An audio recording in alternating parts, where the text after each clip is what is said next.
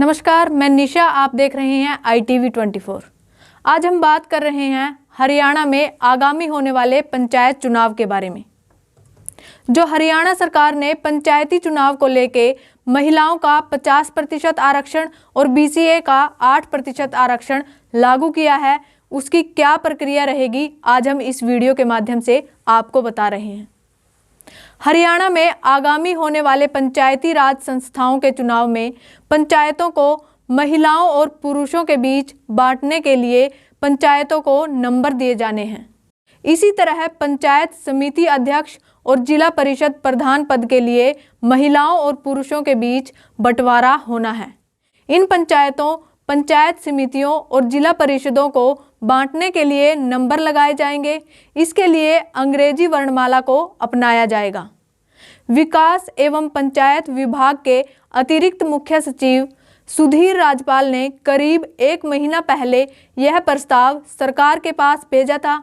मुख्यमंत्री मनोहर लाल ने गत 21 जनवरी को इस प्रस्ताव को मंजूरी दे दी है। विकास एवं पंचायत खंड की पंचायतों में से विषम संख्या वाली पंचायतों में पुरुष और सम संख्या वाली पंचायतों से महिलाएं चुनाव लड़ सकेंगी। इसीलिए नंबर लगाने का तरीका महत्वपूर्ण व पारदर्शी होना चाहिए था। विषम संख्या यानी 1, 3, 5, 7, 9 होती हैं और सम संख्या 2, 4, 6, 8, 10 होती हैं। इसी तरह पंचायत समितियों और जिला परिषदों को यह संख्या भी अंग्रेजी वर्णमाला के अनुसार दी जाएगी, मगर यह संख्या राज्य स्तर पर होगी, जबकि पंचायतों को नंबर खंड स्तर पर दिए जाएंगे। आगे आपको बताते हैं कि अनुसूचित जाति की पंचायतों का अलग ग्रुप बनेगा और अन्य पंचायतों का दूसरा ग्रुप बनेगा। अनुसूचित जाति की जितनी आबादी होगी उसी प्रतिशत के अनुसार उस खंड की पंचायतों में से उतनी प्रतिशत पंचायतें अनुसूचित जाति के लिए आरक्षित होंगी। इनका एक ग्रुप बन जाएगा और उस खंड में जो पंचायतें बच जाएंगी उनका दूसरा ग्रुप बन जाएगा। जिस पंचायत में 10% से कम आबादी अनुसूचित जाति की होगी उस पंचायत को अनुसूचित जाति के लिए आरक्षित नहीं किया जाएगा।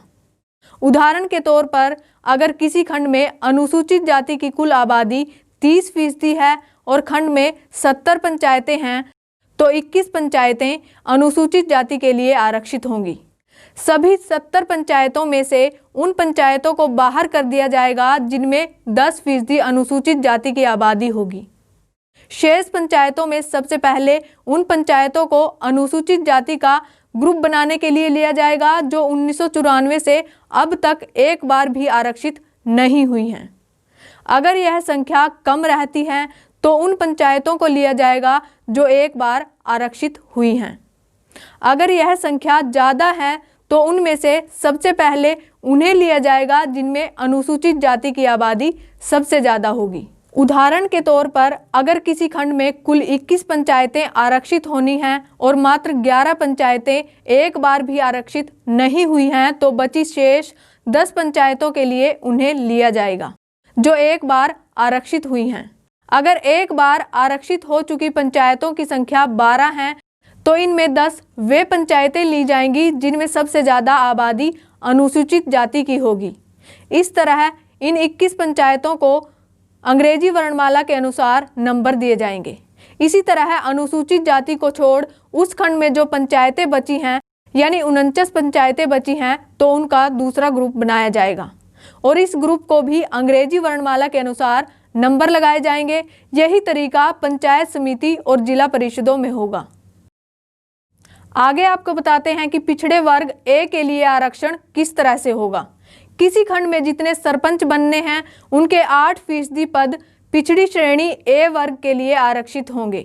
इसके लिए अनुसूचित जाति को छोड़ जो दूसरा ग्रुप बना है उनमें ड्रा निकाला जाएगा, यानी 70% का 8% 5.6 बनता है, जिसे 6 माना जाएगा। खंड की 70 पंचायतों में से 6 पंचायतें पिछड़ी श्रेणी A के लिए आरक्षित होंगी। इसके लिए 49 पंचायतों का ड्रा निकालने के बाद अगर ऐसी पंचायत ड्रा में निकल आती है जिसमें पिछड़ी श्रेणी वर्ग का एक भी व्यक्ति शामिल नहीं है तो उसे आरक्षित नहीं किया जाएगा और शेष बची पंचायतों में से ड्रा निकाला जाएगा।